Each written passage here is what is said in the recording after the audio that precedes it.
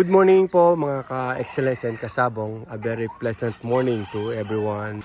Ikot-ikot lang po muna tayo dito sa farm.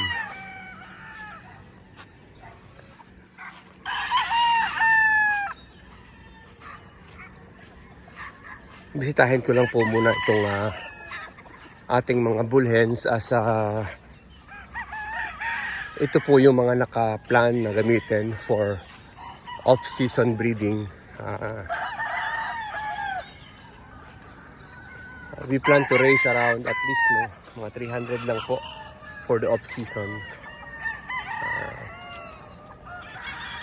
Ito po mga bull hen na to, they were deloused and dewormed yesterday. So, medyo nagsariwa na sila kasi ang init po dito sa amin ngayon. So, kahapon dinilaus namin sila. And around 2 weeks from now, pipili na po tayo rito ng mga sariwa, no? Para siyang magamit natin sa off-season breeding. Same bloodlines, they are sweaters, roundheads, hatch, and some few grays. Bull hens po lahat ito.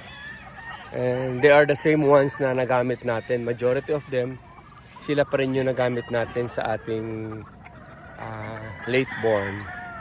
Meron pa rin sa kanilang mga sariwa, so we plan to use them also this off-season.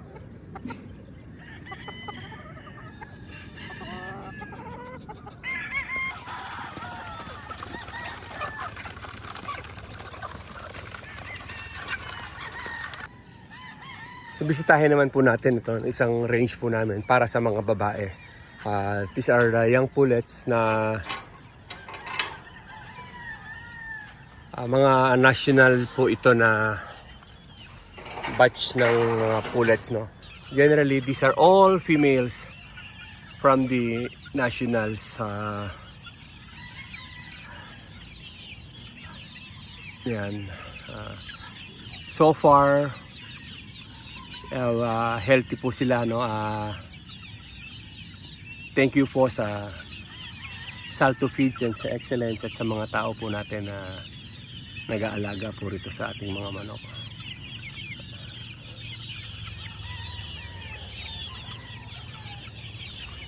So ang style po namin na find out through dito po sa pagbibreeding.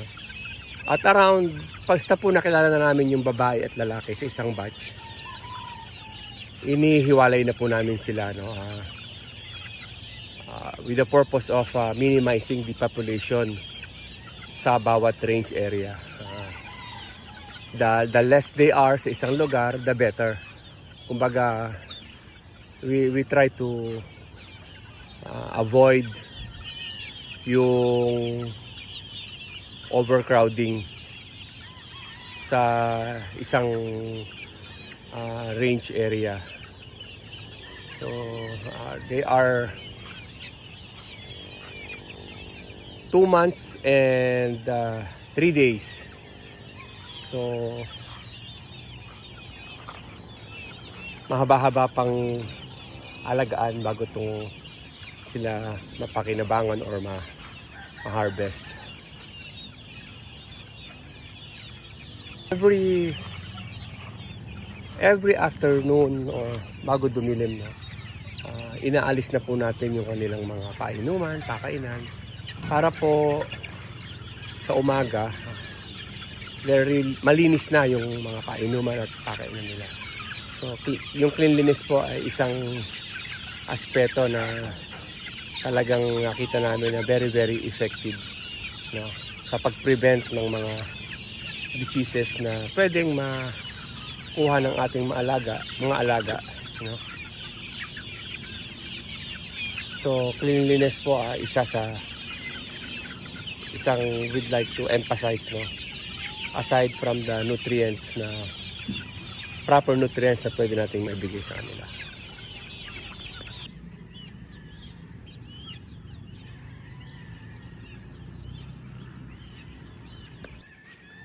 puntahan naman po natin yung kanilang mga kasamang lalaki na nasabi ko po sa inyo na nakahiwalay po yung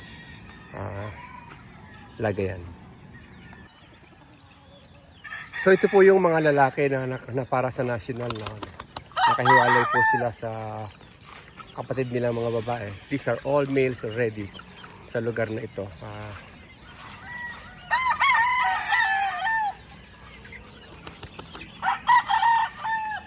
Around 2 months old. At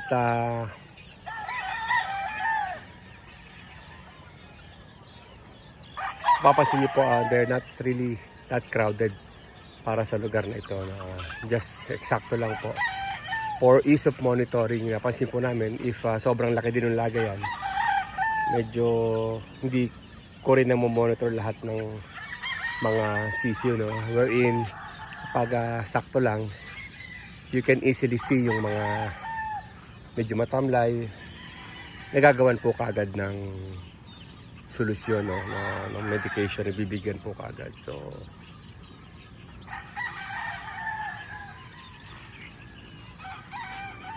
after po dito, try po natin puntahan yung mga ibabaksinate namin for today.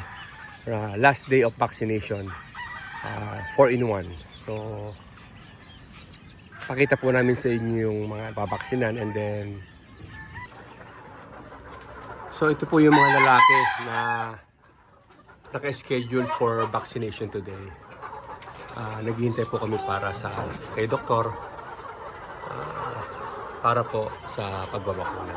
So yung mga kasamahan po nitong babae nakakulong na rin po sa isang barn para po madali po ang pag-vaccinate mamaya. So andito naman po yung ibang pullets na nakahiwalay for vaccination also today. Dito po sila tumutulog, and then nakahiwalay na po sila ngayon. Waiting for the vet para mabakunaan.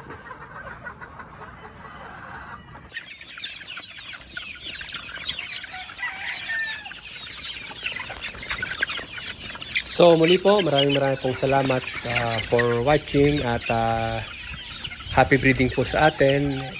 And in the coming days po, we shall continue to upload some videos. Muli po, maraming pong salamat, at have a nice day everyone.